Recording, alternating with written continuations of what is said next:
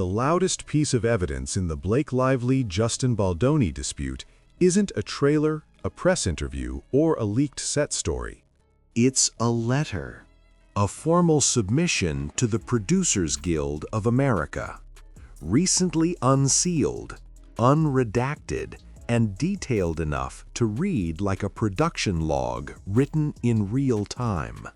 Because this fight isn't about vibes or industry whispers, it's about what was put in writing, what Blake Lively says she did, what her collaborators say they experienced, and why internal communications now describe the situation using words like unreasonable, trapped, and in one exchange, extortion.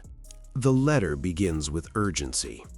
Lively tells the PGA she understands the request is late and unusual, even calling the timing absurd.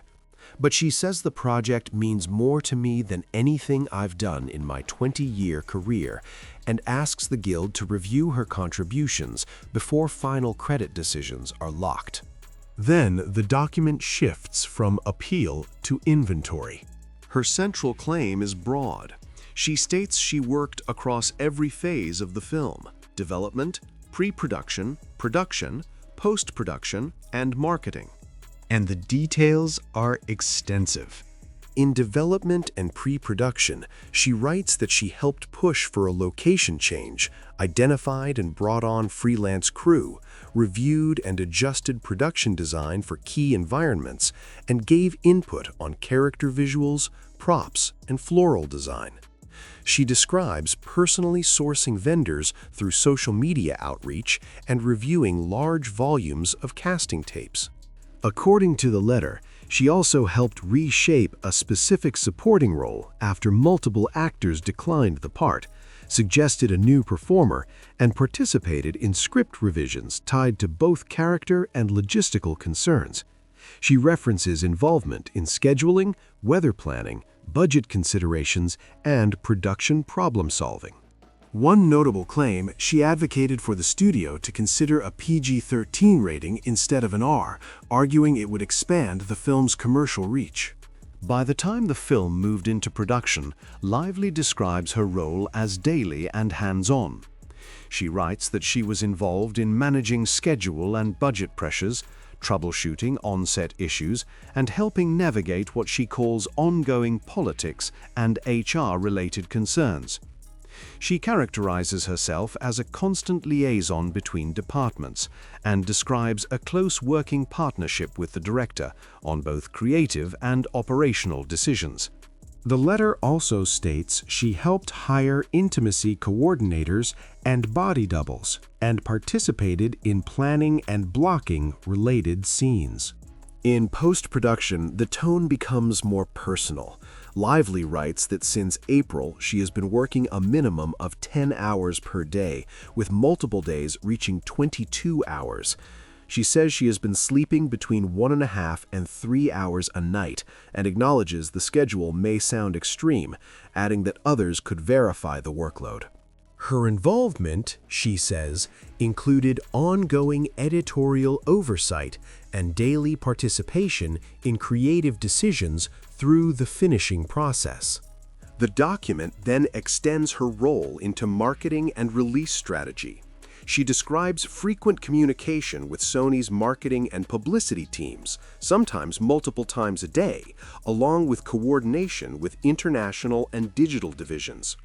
She lists specific areas of input, including visual palette, graphics, messaging language, rollout timing, and even typography.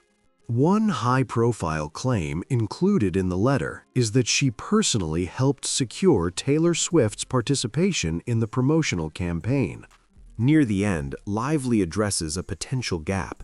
She tells the PGA that supporting letters from the director or another producer will not be included at that moment, but states they would confirm her level of involvement if asked directly.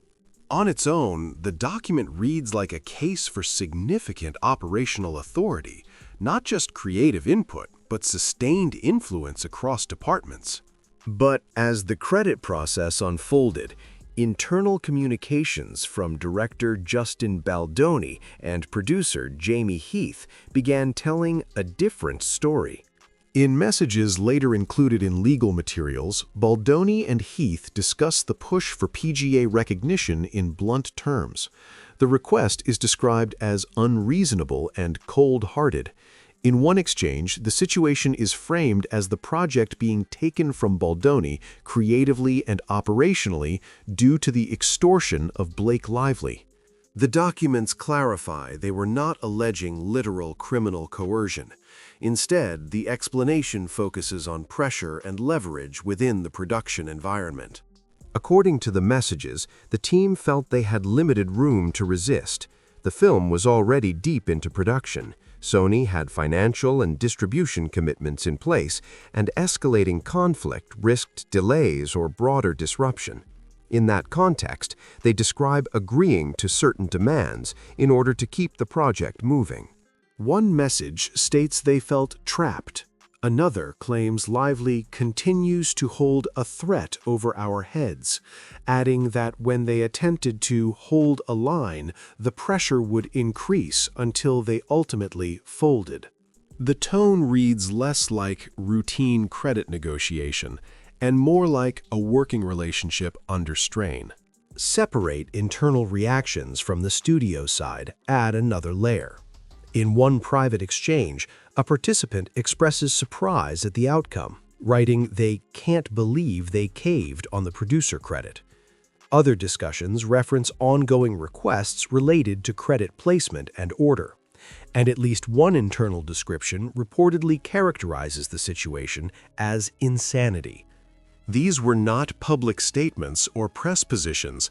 They were internal conversations that only surfaced later as part of the broader dispute. Outside the industry, the conflict quickly moved into public discourse. A Change.org petition calling on the Producers Guild to reconsider Lively's credit gathered thousands of signatures. While such petitions carry no formal weight in Guild decisions, they signaled growing audience attention to what is normally a closed procedural process. What makes the situation unusual is that both narratives now exist in documented form. On one side, a detailed letter outlining involvement across casting, design, scheduling, editing, and global marketing. On the other, internal communications describing pressure, reluctant agreement, and a belief that key decisions were made under circumstances the filmmakers felt unable to challenge. The dispute isn't centered on whether Lively worked on the film. Her own account makes clear that she did, extensively. The conflict is about interpretation, whether that level of involvement reflected collaboration or control.